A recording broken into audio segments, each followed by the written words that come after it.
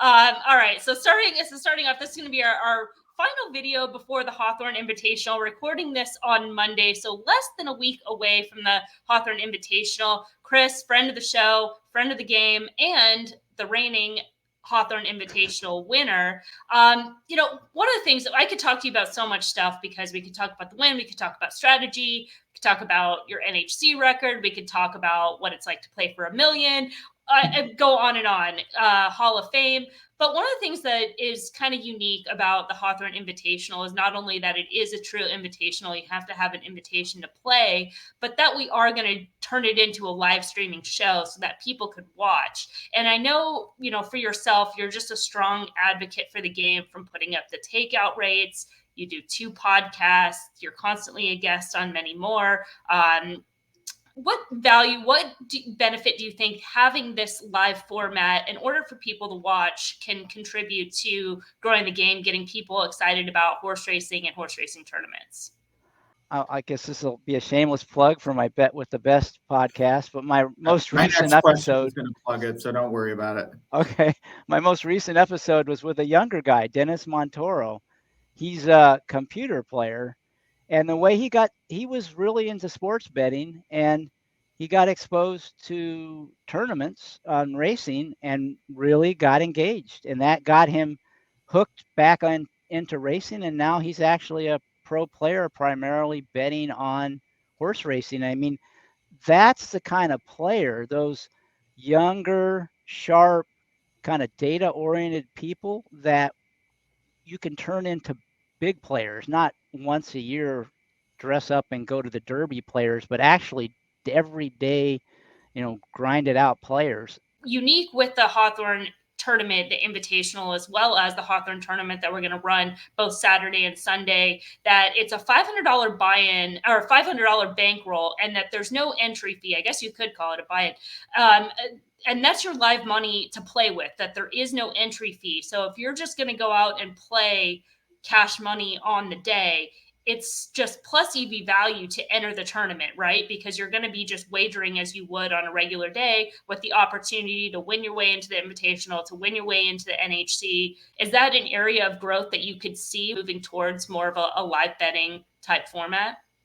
Some people don't want to bet thousands of dollars a day, but the hundreds, 100 to 500 range might be within the comfort zone of most players. And like you said, if they were going to bet the money anyway, why not take a shot at winning some of the money in the prize pool? One sort of twist on format with Hawthorne Invitational is the use of the hybrid minimums in terms of optional races, but also mandatory with a set dollar amount. Many of the live bankroll contests allow you to bet the whole bankroll all at once. That doesn't come into play in the Hawthorne Invitational until the Hawthorne Derby, to close it out with the $750 minimum bet. How different is your play in something where you have a live bankroll, but also mandatory races and a set amount to bet each time, versus, say, the Belmont Stakes or BCBC, where that is a variable as well in terms of your wager amount? That's really a significant difference between the formats.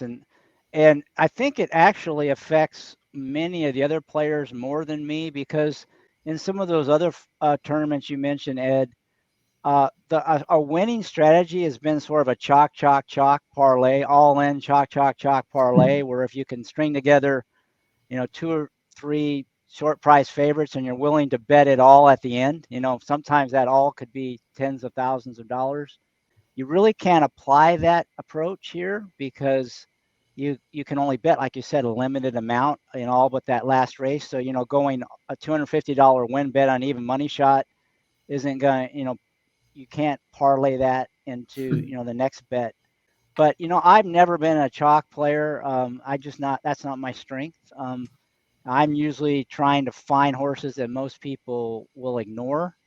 And so my goal is usually to turn $250 into $2,500 or more. So this format kind of plays to my strength, and it probably wouldn't change the way I'd play it.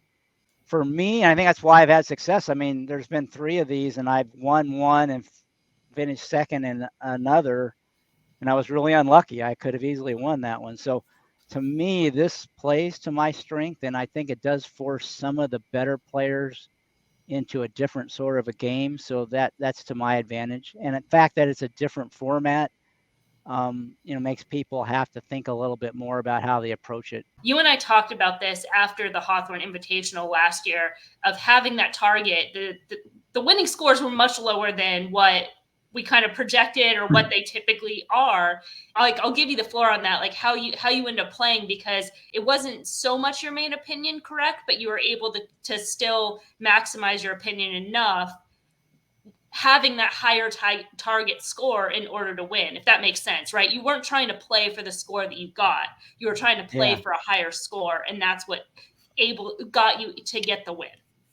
Yeah, I was really lucky because the scores were low. I mean, it was one of those years where I guess looking back, maybe just it was sort of chalky. But for me, my approach is like, again, I'll plug the Bet with the Best podcast for a bit. That's all A lot of these a lot of the top players You'd be proud. that I've interviewed, they like to, they'll have a primary opinion, and they try to make a lower, what they call a lower variance bet, as most of their bankroll would be. Like, it could be a win bet on a 5 or 6 to 1 shot, but then they go for a more aggressive play where maybe it's an exact or a trifecta, or maybe if they don't like the favorite, they're boxing some horses in their primary bet, but then they press a couple of those for more. So the idea is, if you cash your primary opinion, you make a nice profit. But if you can, hit that next bet, you can, really make a big score. And that's sort of the way I approach all my plays. Go for the green on, for most of your money, but then shoot for the pin with a small amount. That's kind of several of the players, the way they approach it.